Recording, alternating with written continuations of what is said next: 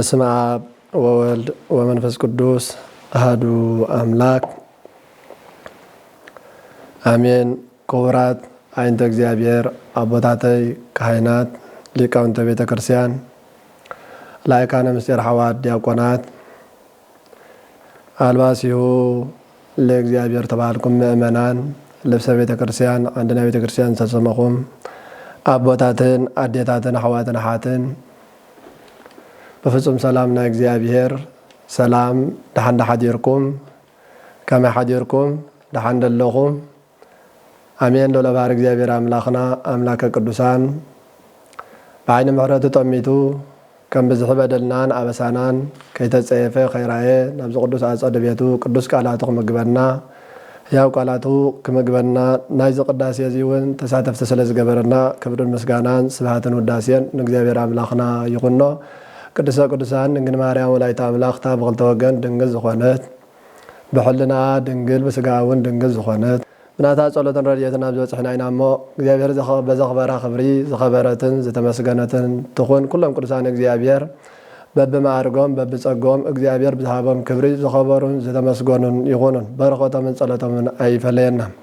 ሎሚ ከም ፍቓድ እግዚአብሔር ንሪኦ እምበር ኣብ ዝሓለፈ ሳምንታት እዚ ሒዝናዮ ዘለና ብዓብዪ ጾም ጾመ ኣርብዓ ጎይታናን ኣምላኽናን መድሓኒናን ኢየሱስ ክርስቶስ ዝጾመሉ ጾም ምኽንያት ብምግባር ቅዱስ ኣምላኽና ዝቀደሰና ዝባረኸና ነዚ ቅዱስ ጾም ብቅድስና ብንጽህና ክንጾሞ ባሪኹን ቀዲሱ ዝሃበና ጎይታናን ኣምላኽናን መድሓኒናን ኢየሱስ ክርስቶስ እዩ እምበር ኣብዚ ሳምንታት እዚ ድማ ነናቱ ስያመ ስለ ዘለዎ ማህሌታይ ቅዱስ ያሬድ ብዝግባእ ነናቱ ሽም ንዑ ነቲ ዕለት ዝምልከት ነቲ ዕለት ዝገልጽ ኣስማት እውን ሂብዎ ስለ ዘሎ መንፈስ እግዚአብሔር ሓዲርዎ ሎሚ እውን ኣብዘን ዓብዪ ጾም 8 ሰናብት እየን ዘለዋ። ሎሚ መበል 5 ሰንበት ኢና በፂሕና ዝሓለፈ ክንሪኦ ከም ዝቐነና ማለት እዩ። ሎሚ ድማ እንሪኦ ብዛዕባ ደብረ ዘይቲ ክኸውን ትምህርትና ማለት እዩ። ኣብ ደብረ ዘይት ክርስቶስ ኣምላኽና ዝተናገሮ ቃል ዝመሃሮ ትምህርቲ ከም ፍቓድ እግዚአብሔር ኣምላክ ክንርኢና እሞ ብድጋሚ ቅዱስ እግዚአብሔር ኣምላኽና ንቅዱሳን ኣቦታትና ጥበብን ምስጢሩን ዝገለጸ ንኩላትና ጥበብን ምስጢሩን ምስ በዓሉን ይግለጸልና። እምበር ደብረ ዘይት ክንብል ከለና ደብሪ ማለት ጎቦ ማለት እዩ። ዘይቲ ደብረ ዘይቲ ኣብቲ ደብርቲ ከዓ ኣውሊዕ ስለ ዘሎ ካብቲ ውሊዕ እውን ዘይቲ ስለ ዝወፅእ እዚ ኣበይ ዝርከብ እንተራኢልና ኣብ ምድሪ እስራኤል ኮይኑ ጎቦ እዩ። ኣብቲ ጎቦታት ከዓ ብብዝሒ ኣውሊዕ ስለ ዝርከቡ ካብ ኣውሊዕ ዘይቲ ስለ ዝወፅእ ብከምዚ ምክንያት እዩ ደብሪ ዘይቲ ተባሂሉ ማለት እዩ። ጎይታናን ኣምላኽናን መድሓኒናን ኢየሱስ ክርስቶስ ኣብዚ ደብሪ እዚ ተረኺቡ እምበር ብመዓልቲ ኣብ ቤት መቅደስ ክመር ውዒሉ ብለይቲ ድማ ኣብ ደብረ ዘይቲ ይሓድር ከም ዝነበረ ቅዱሳት መፅሓፍትና የፀንትውና ማለት እዩ። ስለዚ ኣብዚ ደብሪ እዚ ወፂኡ ድማ ንቅዱሳን ደቀ መዛሙርቱ ማለት ንሃዋርያት ነቶም ሰዓብቱ ነቶም ተኸተልቱ ደድሕሪኡ ዝኽተልዎ ደድሕሪኡ ዝስዕብዎ ደድሕሪኡ እንዳተኸተሉ ኣብ ዝወዓሎ እንዳወዓሉ ኣብ ዝሓደሮ እንዳሓደሩ ድማ ንሱ ዝተናገሮ ቃል ዝሰምዑን ዝመሃሩን ዝነበሩ ቅዱሳን ኣቦታትን ሃዋርያት ድማ ምስኡ ከይዶም ኣብ ዝነበረሉ ግዜ እምበር ንደቀ መዛሙርቱ ዝመሃሮም ትምህርቲ ከዓ ኣሎ እዩ። ደቀ መዛሙርቱ ሕቶታት መሰቕረብሉ እምበር በመጀመሪያ ንሪኦ ነገረ ምጽአት እዩ። ምልክት ህልቀት ዓለም ከመይ ክኸውን ኢሎም ኣብ ዝሓተትሉ ግዜ ክርስቶስ ኣምላኽና እውን ምልክታቱ ከመይ ከም ዝኸውንስ ብዝግባእ ምሂርዎምን ኣረዲእዎምን ነጊርዎምን ነይሩ እዩ። ንሕና እውን ኣምሳል ሃዋርያት ናትና ኣምሳል ስለ ዝኾኑ ናይ ሃዋርያት ኣምሳል ስለ ዝኾንና ንሕና እውን እዚ ትምህርቲ እዚ ክርስቶስ ኣምላኽና ከም ንሃዋርያት ገይሩ ቤተ ክርስቲያንና ትምህረና ዘላ ማለት እዩ። ስለዚ መወዳእታ ምጽአት ዓለም ከመይ ክኸውን ኢሎም ሓተትዎ ይብል። መጀመሪያ ወንጀላዊ ሎሚ ወንጀል ዝንበበልና ወንጀላዊ ማቴዎስ ምዕራፍ 24 ካብ ፍቕዲ 1 ክሳብ ፍቕዲ 36 ዘሎ ሃይለ ቃል እዩ። ካብ ፍቕዲ 1 ዘሎ እንተዳሪእናዮ ወወፂኦ እግዚእ ኢየሱስ ቤተ መቅደስ ሆረ ወቀርበ ኣርዳኢሁ ወኣርአይዎ ንድቀ ህንፃሁ ለቤተ መቅደስ ጎይታ ካብ ቤት መቅደስ ወፂኡ ክኸይድ ከሎ ደቀ መዛሙርቱ ናብኡ ቀሪቦም ነቲ ህንፃ ቤተ መቅደስ ኣርአይዎ ይብል። እምበር ካብ ቤት መቅደስ ምስ ወፀ ኣብ ደብረ ዘይት ምስ በፅሐ እንሆ ደቀ መዛሙርቱ ናብኡ ብምቕራብ ህንፃ ቤት መቅደስ ድማ ኣርአይዎ ዋውሳ ወይቤሎም እትረእዩኑ ዘንተ ኩሎ ጎይታ ድማ እዚ ኩሉ ትርእይዎ ዶ ኣለኹም በሎም። ነዚ ኩሉ ስትርእይዎ ዶ ኣለኹም ኣማን እብለኩም እይትሃደግ ዚ እብን ዲበ እብን ዘእይትነሰት ኢሉ ክርስቶስ ኣምላኽና ተናጊርዎም። ኣብዚ እምኒ أبرس إمني تنبيرو كيف رأس أيترفنيو إلى كم زي ترف حق لكم على خيلق كرسوس أملاخنا ندك مزامرتو نجيروهم إذا هن صابيت مقدس دك مزامرتك نكرسوس أريمه إذا هن صابيت مقدس تريد الله صابيت مقدس يا دمّا ناربع عن شرجان عمد أكل وسيدات تسرحتها عزيا وقفت الملك عنيان سلزنا مرات إذا صبق ملك زلوا هنساس تريد اللغة بمبال حاتي تم أوري اللغة مبار نزتري وزلهم هون أنا ونيري زلهم نزتري وزلهم هنسا بيت مقدس لما ابني أبرس ابني كم زي ترف كفرسيو بمبال كرسوس تزاري بوم إذا ابني زي أبرس ابني هنسا بيت مقدس نجزي وكانت بيت مقدس تسوري خزنا برا بتقدمات تسوري خزنا برا بيت مقدس انت خوانه هنسا بيت مقدس تبعنا نحنا دك سباتنا نحنا توم نقتلوا إن صعباننا نسقوم بيت مقدس أملاك سبنتكم أكالتكم سي بيت مقدس أملاك كم مخانو دعيت فلتونيكم كم زبالة هوريا قدوس باولوس نحنا بيت مقدس أملاك مخانا كنجنزب يقبعنا سلازي ازي امنا أبرئس امني تنبي رزولو خفرسيو نت بيت مقدس ون أبقزيو أبسقاتو حدا كاب سراويت ماتيو توتو زبال كابتوم ناي سراويت وغان زخونه مسرت كفن قليلو ابز جمرلو غزي اما حدا دستملو ورقي رخبه يبل كلاتهم كا ناتو كم ناتو زرقب مسيل ومت مسرت بيت مقدس حدا امنكو خيبه صحم تعرف يبل حدا سراويت حدا وتادر توطو زتباهله نات بيت مقدس كفن قلو جمره يبل نات بيت مقدس كفن قلو مش جمره دما حدا دسملو زخون ورق رخبه يبل حدا دسملو زخون ورق رخبه ما كلاتهم دما قمتنا تزرخوا بمسلوهم كا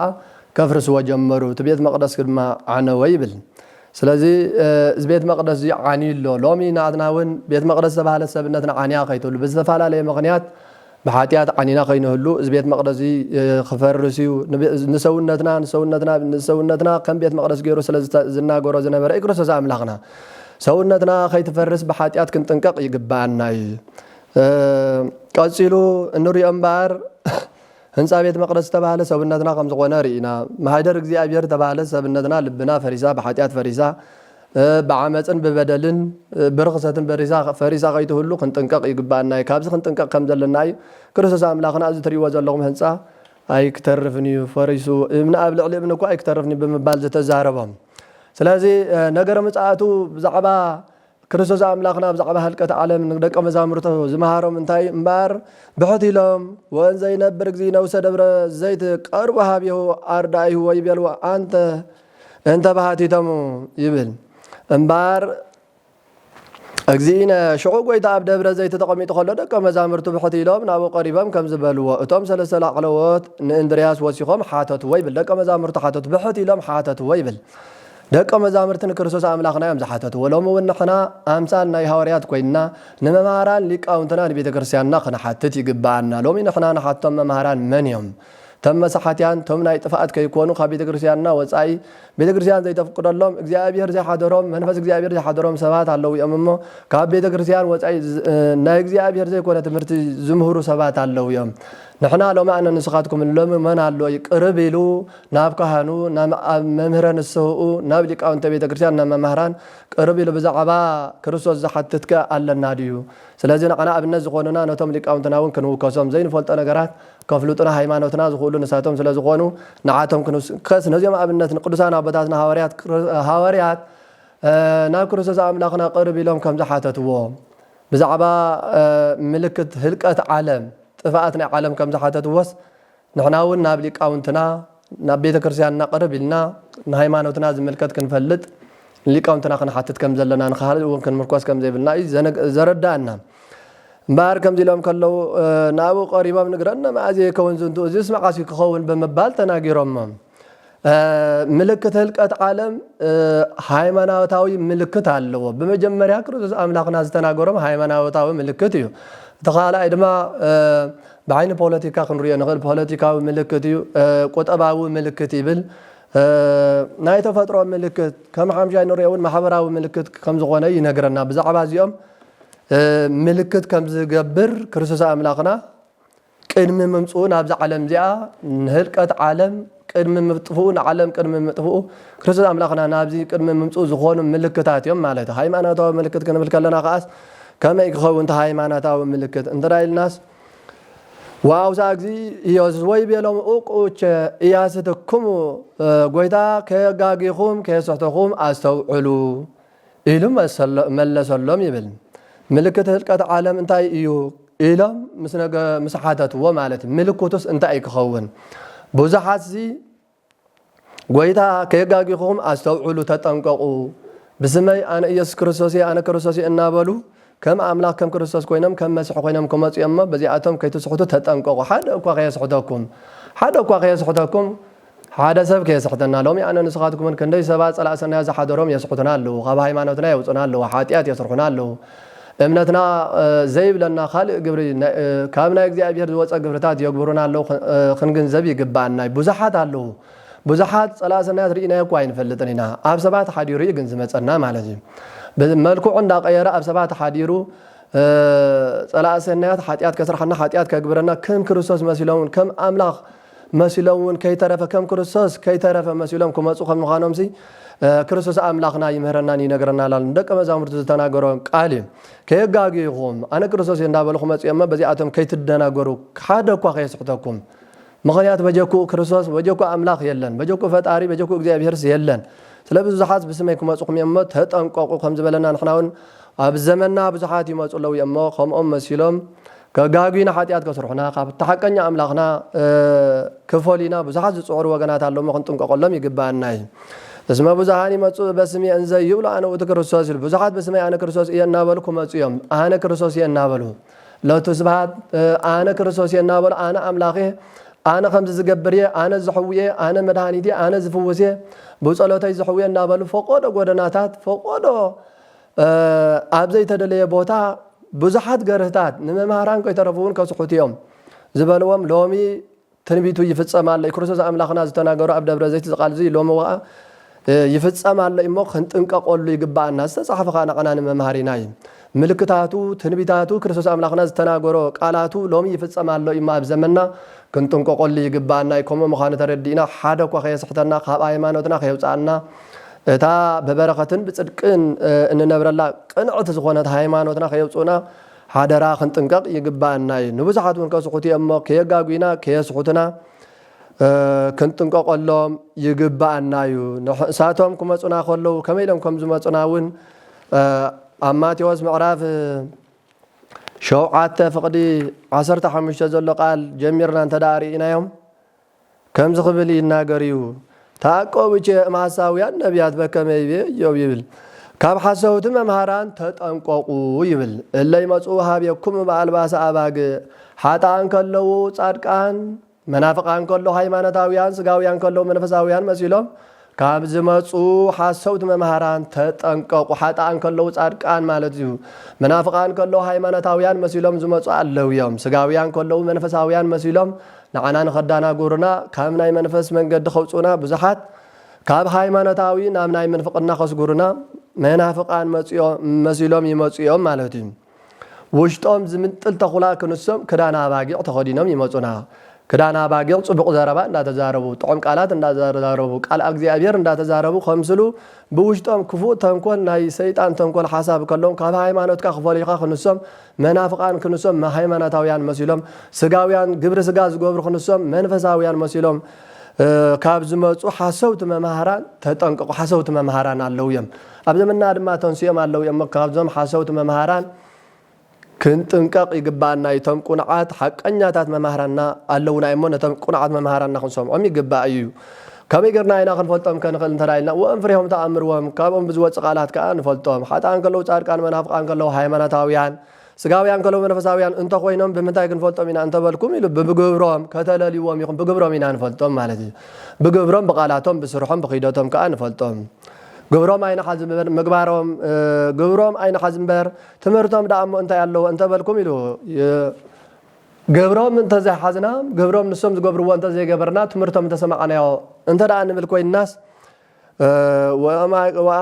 ይቀዝሙሁ እምኣስዋቅ ኣስካለይ ካብ እሾኽዶ ወይኒ ዋላስ ካብቲ ኮርባዶ በለስ ይልቀም እዩ كم دما كاب سغاويان ممهران منفساوي تمرت كاب منافقان ممهران ሃይማኖታዊ ትምህርት ካብ ሓሳዊ መምህር ሓቀኛ ትምህርት ይርከብ ደ ይመስለኩም ፈጽሞ አይኮንኒ ማለት ነው ስለዚ ንሳቶም ዝምህርዎ ትምህርት ክንሰምዕ እንታይ ያለው መባል هو አለው ሞት የምጽዩ ናቶም ትምህርትን ተዳሰምዕና ክንሰምዖ ዘይግባአና ትምህርትና የመናፍቃን ክንከተሎ እንተ ሰማዕና እንታይ ከይገብርና ከምቲ ንሶም ዝገብርዎ ግብርዳ አይንግበር እምበር ንሕና ቃላቶም ሰም ዝምህርዎ ትምህርት እንተ ሰማዕና እንታይ ያለው እንተራኢልናስ ከም ጽቡቕ አይኮነን ካብ እሾኽዶ ወይኒ ይፈሪ ካብ አቶም ዝተማሃርና ትምህርት ሰሚዕናስ ወይኒ ክንፈሪ ካብ ክፉእ ትምህርት ተማሃርካስ ጽቡቕ ግብር ክትገብር አይከኣልን እሞ ካብ እሾኽዶ ወይኒ ይፈሪ ወይ ካብ ተኸርባስ በለስ ደይ ወጽ እሞ ካብ ሓጣን ካብ መናፍቃን ካብ ሓሰውቲ መማሃራን ናይ ሓሶት ትምህርት ሰሚዕኻስ ጽቡቕ ፍረ ጽድቅ ክትፈሪ አይከኣልን እሞ ካብዚ ነገር እዚ ክንጥንቀቕ ከም ዘለና አማጻጾም ምሳሌ አማጻጾም ካ ጻድቃን መሲሎም ሃይማኖታውያን መሲሎም መናፍቃን ክንሶም ስጋውያን ክንሶም መንፈሳውያን መሲሎም የምዝመጹም ካብዚኦም ክንጥንቀቕ ክንግንዘብ ይግባአና እዩ بفريقهم بتجاربهم بسرحهم بقيداتهم بقولن تنام كنا اليوم نسلنا خيل كنا استوعل يجباي تام قوق مالت عسو ولا مالت يحد وقا يسحتهم ሃይማኖት መስሎም መናፍቃን ክንሶም ከሓዲያን ክንሶም ሃይማኖታውያን መስሎም ካብዝ መጽኹም መሳሓትያን ተጠንቀቁ ስጋውያን ክንሶም መንፈሳውያን መስሎም መሳሓትያን ካብዝ መጽኹም ተጠንቀቁ ካብዚኦም በሃይማኖታዊ እዚ ሃይማኖታዊ ምልክት እዩ ብዙሓት ከምዚ በከምዚ ክመጽኦም ክንጥንቀቀሎም ከም ዘለና እዩ ዝምህረና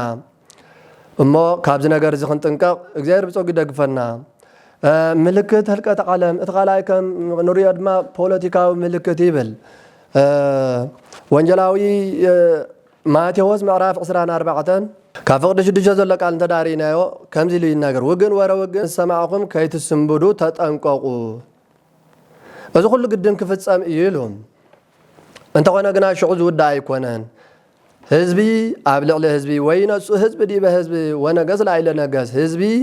ኣብ ልዕሊ ህዝቢ ነገስታት ድማ ኣብ ልዕሊ ነገስታት ክትንስዮም ይብል ማለት እዩ እዚ ብክልተ ሸነኹ ክረአ ይከኣል እዩ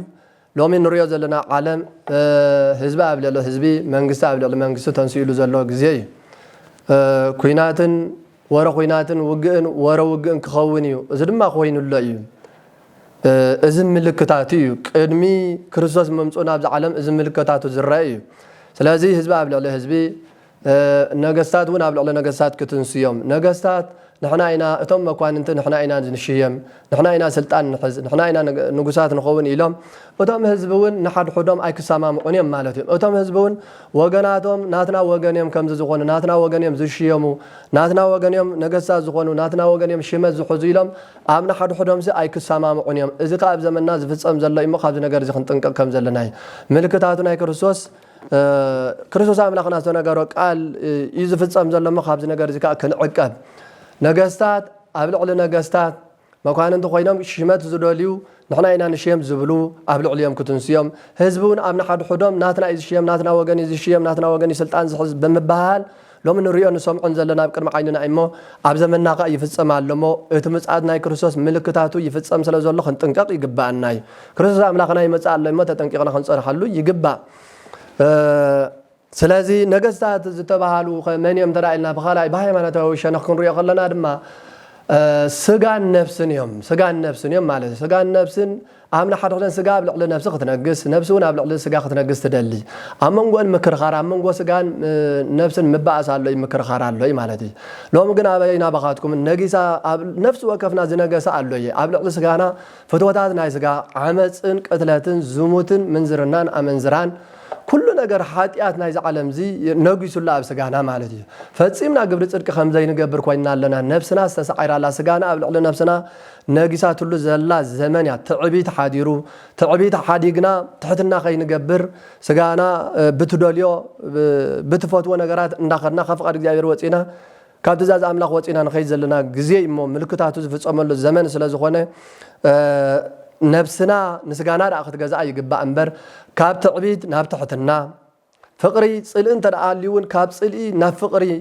زي متحققاز انت دهالي مفل لا انت دهالي خنداغاغف كنتحققاز يحوات كوينا ناملاخنا بفقر خناس مرود ايغب انبر كابز نغر زيون اب سغانا زنغس حاتيات ننفسنا يطفالو ناي سغا غبر بمغبار ناي سغا غبر بمغبار حاتيات بمغبار نفسنا غبر صدق خمزي تغبر كوينا تنبر اللامو بعبي بحبي بحساب يسعرنا صلاسنا يدما نز نغر زي كنطنققل يغبانا سلازي ابلعل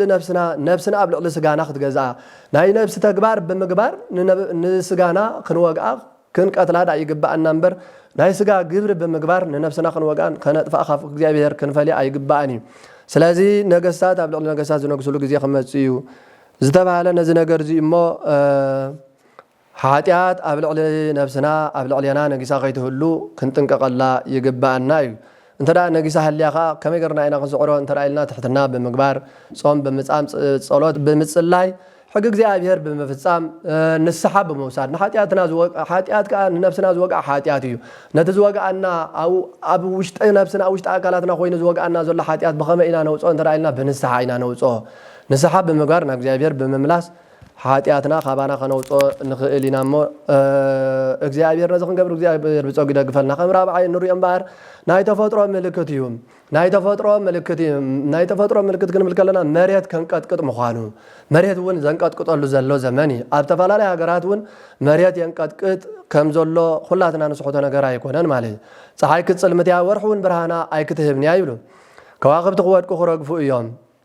زيام معرف وانجيل ماتيوس معرف 14 زلون ريو زلنا مالتي فقد 19 زلون يلقال اذنا يتفطر ملكت كمز خخوني مالتي اما وداتا مصات عالم كمز خخوني سلازي صحاي كتصلمت ياورحون برهانا ايكتهبنيا كواخبت خرج فيهم كابسرحهم كلهم طاطوس كبليهم مالت سلازي كون اذا خطر يخلخم ملكت نزم ملكت اذا خطر خلخم اب اف دغ خمز قربت خم حمشاي نوريو محابراو ملكتي مالتي بسنك بزح قفات كا فقري بزحات كتهلخ كزحل يا وبزهان يالو هيمانتهم وفقرهم زبلهم مالتي بسنكي بزحي كفات فقر بزحات كزحت الايام مالتي بسنكي بزح كفاتنا بزحلو ازي بزحلو كفاتنا اذا دما ملكتنا يمصاتي مالتي ازي سلاز بزح كفاتنا دما بسنكي بزح كفاتنا دما فقري بزح زحت يلالا مالت فقر زحت يلالا فقر لهم يا منغو حوات اللودي عم حد احنا كنفاقر كنتحقاقز كنداغاغف كنسامع كنرادا زغبانا بزتفالال مخنيات صلاسنا اتينا فحفاحلنا لنا مالتي بسنك خباتنا دماي بسنك فوق جبرنا بسنك فوق سراحنا فقرنا كلاتنا زحلا سلازلا خبز نغر زي كنطنق كوم خوينو سلازلو ملكوت خاي نغرنا له عالم مصات عالمي املاخنا ناب عالم زمصلو ملكوت ندق مزامرتو زنغورم يمو بزحات دما خبا هيمانوت كم زعلو كم زوصو بزحات سبات هيمانوتمن مغبارمن كلوطو يم مالتي ابت غزيتي بسنك خفات بزح خفو غبر مغبارم سي ابت غزيتي سي كاب هيمانوت كاب تقنعت هيمانوت نابزي قول هيمانوت كوص يم مالتي ازي خفو زخونه سراح خسوريهم حاتيات كبزحمو ابت حاتيات بزحلو كاب بسنك بزح حاتيات كا بزح فقري خنفاقر زغبانا فقري طبيعتلو زلو زمانيو مصاتو ملكوتو زنغرلو زلو زمانيمو حادرا بزم نغرات زياتهم كنطنقق يغبانا ملكتاتو تفصمي يمثل مالتي اب زمننا كله تفصيم له كله خوين له ክርስቶስ አምላክና ዝተናገረ ሁሉ ነገራት ኮይን له እሞ ሎ اب اف دغ قريب له እዚ ነገር እዚ ምልክት እዚ ምስራአኩም ሲ اب اف دغ خمزሎ ማለት ጋሻ መስመጽ اب دغ እንተ አበጽሑ اب دغ እንተ አخفيت ካለ ቀልጢፉ خمزአቱ ስለዚህ ክርስቶስ አምላክናስ ክመጽ ተዳሊሎ ማለት እዩ እሞ ክርስቶስ አምላክና ከም ካላይ ኑሪዮስ ክርስቶስ አምላክና መስመጽኸ ዝኾነ ነገር እንታይ አምላክና ብዝመጸሉ ግዜስ ከመይ ክኸውን ቅዱስ ያሬድ ከም ዝተናገሮ ናይ ዝዕለዚ መዝሙር ዝነገረና ናይ ደብረ ዘይት መዝሙር ዝነገረና ሁሉ መዝሙራት ክጅምር ከሎ ዘይነብር እግዚእነ ውስተ ደብረ ዘይት ኢሉ ጀሚሩ ኣብቲ መወዳእታ ምስከደ ወአመ ምጽአቱ ለወልደ እጓለ እመሕያው ይትከወስ ኩሉ ኃይለ ሰማያት ወምድር አሚሃ ይበኪ ኩሎም ኃጥአነ ምድር ሰው ይርእዩ ለወልደ እጓለ እመሕያው በደመና ሰማይ ምስለ ኃይል ወደ ሰብ ኢየሱስ ክርስቶስ አብዝ መጸሉ እዋን ወአመ ምጽአቱ ለወልደ እጓለ እመሕያው ወደ ሰብ ኢየሱስ ክርስቶስ አብዝ መጸሉ ጊዜ አብዝ መጸሉ እዋን يتكوز كله هاي سمايات ومدر هاي سماياتن مدرن كله أف سماياتن مدرن زل كله سكت أفيو كتحاوسي آمي هاي بقي كله ما هات أنا مدره أمدري زلوا حاتان كلهم حاتان أمدري زقمة دما كلهم كواخيهم كريستوس أملاخنا مسمعهم إذا ملكتات زي مسرعنا قدمنا كنري خمس أنا حنا ملكتاتو كل ملكتاتو بحصر زبالينا كنقول أنا هنا وما كريستوس مسمع قراءة حاتان بتجزيتي بكلهم حاتان بحاتيات زنورو نحاتيات جبري نحاتيات سرح صور خدمة ولا قالهم ياكم أتقول ودسب يسكريستوس أبز ما تقولوا وان بار كلهم أمدري بحاتيات زنوروس نساتهم كأخلهم كواخي أميلهم سواء يري ولا قالهم يا بدمنا سماي مثل هايلم بدمنا سماي وخمسيو دمنا بدمنا سماي سلكروس أملاخنا يو بدمنا توتيح خمس خلهم مسرعي وانبعر كواخيهم دمنا زتمسول المغنيات انت انت رايلنا دمنا بزوحنا جريز حز مالتي بارك الله ينقود الله صوري زمان زنام وني زنمي مالتي سلازي بدمنا أبز ما تقول له جزية بحيلو أبز ما تقول له جزية شعو توم حاتان كبوخيوم حاتان كبوخيوم صادق انغنا كحغوسيوم لس سنا غبرو يوصو تنسا زله هيوات ولس اوكي غبرو يوصو تنسا زلدين وانجلاوي يوحنس امعراف حمشت خفق دق 18 تزلون تدارينا يناغر مالتي سلازي اوتوم سناي غبر زغبرو ناي زلعالم هيوتن سايختن سيوم اوتوم كفو غبر زغبر غنا نايزل عالم كوناني نافدان مقطعتن كتنسيوم يبل مالتي بحقي ولا قالم ياو كما تخلو مسرعيو كما اللي خمس انترايلنا بدمنا سماي كمصيو بملائكه تعجبوا يمصي قدس داوود ون مزمرون ايزقل زي مزمر زنغرنا እግዚአብሔር ገሃደ ይመጽ ወአምላክነ ያረም እሳት ይነድድ ቅድሜው እሳት በላይ እንባር እግዚአብሔር ዝብ ገህዶ ከመጽ ግልጽ ኮይን ከመጽ ማለት እዩ أملاخنا خمسي جهده خوين خمسي بجهده خمسي مالت كمانا أقدم مساعدة بتحت النايز نبره لو ما خمس خلقنا كرسوس أملاخنا ندار أنا يوك أم مسكال تساقيلو مسمار تشنكرو بمسمار توقعات تساقيلو مسملو كت خمسي أتم سقال وقعت حتى عن كوري ويمشقو مالتي حابب بقيات كوني بزح بقيات كوني أنت قلنا جنا أيتك أمنيو أبقداسي خم نريق قداسي يا يكوب زسرو قداسي خم نري أمبار شعو بقيات خوني زي تكم بقيات شعو قعار خوني زي تكم قعار خوني عندما لقنا نجارنا شعو زبكة بقيات شعو زنبع نبعات فتسوم تقوم زلوا يكونن مالك لو مثل حياتنا نحزن نبكى حجاب زمدر خلنا خن قبرز قبعنا أجزاء بير قبرتات كن قبر كم زلنا إذا نجارنا أجزاء بير عملاقنا بقى هذي بقول سخمة سيم وعملاقنا هي يارم سقاي كبلني شعو مالتي سقاي كبلني كمتي الناس عرفوا سق زبالة كمتي الناس عرفوا خمت الناس قد قطوا خمت الناس سقايوا أبتقد ما يمسعته سقيلو زري أم زنبر خوم سقاي بلني خزارة بشعو مالتي إساتي ندر كرميهم أبقول ميد ما أسات كندري حاو متشم نحت عن زبالة إسات بلاي لإلا يكهدوا سما نتام زق حدوا مبعر إسات زي نتام زق حدوا زبالة حوي نتام زعمن وجنا هو الذهبي مالتي سلازي كمدي أنانيان أزاريان مسائلين نبدون أساد كدربيهم كله أزيبر تعزقنا حاو مسدربي وامسي أتم زدربي وام سبات تقاط إلهم طفيهم حريرهم طفيهم مالتي أتم نبتحو زعته أبنتهم صنيعهم نتعود عمل غدا بهيلهم يم نحنا سنا أملاقنا إنا نملخ نحنا نأملاقنا تسمعين مدرن زفات رأينا نملخ دا أمبر نزعين نملخنا نتعود عين نز زيرن زي سمعن فوتي زخونا نجر كي جبرنا نايزوم نياجان أنت ما حدا زخونا نحنا عين سجدنينا عين ملخنينا خاب مبالهم نزس لزبالو انبار نايتش عزنا برا نقول نابقود النصر نعم أجار من أداو من أسيرهم نبتحوز الدربيوم من سيات مسدد لهم منبار سلازي وتم دربي ومن سيات يوم تحوي زبالو عم حام خشتو زجبرهم مالتي نتم زق حدوه حوز بالعي حجون انت قنا أبقول ميز زندد أسات خوني حاولنا ندرخ مسيون حاوي نقل برهاني يب نقل قا ينددي مالتي سلازي نتم صادقان برهاني نتم حتى انكن كوندومي خساق يومي سلازي قبرنا اذا ساقينا قبرنا ايو برهان زهوبنا مو برهان زهوب قبر خنقبر لومي كنغنزب كنرداني قبانا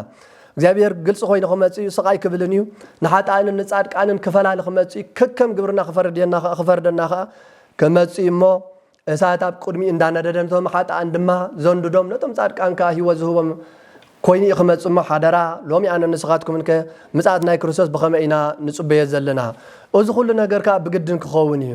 كل ملكتاتو خنقرنا صنيحو ملكتاتو زتفصملو حواريات زحاتت واب اغر خوينم كما يكون قدم مصاخاس كما انتاي ملكتاتو كخون يلوم زحاتت وكل دما كويني مالتي بزحات مسحاتيان كموصيم كسحتكم بزحات مسحاتيان رهاب كخوني طميت كخوني صمء كخوني كل خوين لو مالتي وجن ورا وجن كخوني منغستا ابلق لمنغستي نغسات ابلق لنغسات كتنسيم بس كل ነገር ኣብ ማሕበራዊ ህይወትናውን ፍቅሪ ብሰንኪ ብዙሕ ክፋኣትን ክትጠፍያ ክዝሕትልያ እዚ ኩሉ ኮይኑ እዩ ዘሎሞ ሎሚ ምልክታቱ ተፈጺሙ ስለ ዘሎ ንሕና ከመይልና ንጽበ የለና ሓደራ ብንስሓ ተሓጺብና በማያ ንስሓ ዝገበርና ሓጢያትና ኣብ ቅድመ ካህና ከይና ንዓና ብዝሕሸና ንዓና ብዝጥዕመና ብቕል ዝበለ ክንረኽቦ ብንኽእል መንገዲ ሰሪዕልና ኣሎ እሞ እግዚአብሔር ኣምላኽና بما ينسحات حزمنا بقدس جون بخبر دومن تحاتيمنا سبحانه هو كابت زمت مكران معتن سببان شجرن كنوات أندر أخوينا لومي عم ندر نخلنا كنقبرز جبانا مقبارة صدقي كرسوس أملاخنا يمتسال له أما يمتسال له إمه كم زمت فليتنا خاص كم يقرنا يناخذ صبيه نعو نسو مسك أملاخنا السماء مع خاص صبق جبريل السماء مع سنا جبريل قدسنا نسهنا نسحات قوم صولة سجدان قربان كل نسو زبالنا نسو يزدل مخهم غيرنا خنصورخ خنصبين እግዚአብሔር አምላኽና እግዚአብሔር ነዚ ክንገብር ይዘደል የና ዘሎሞ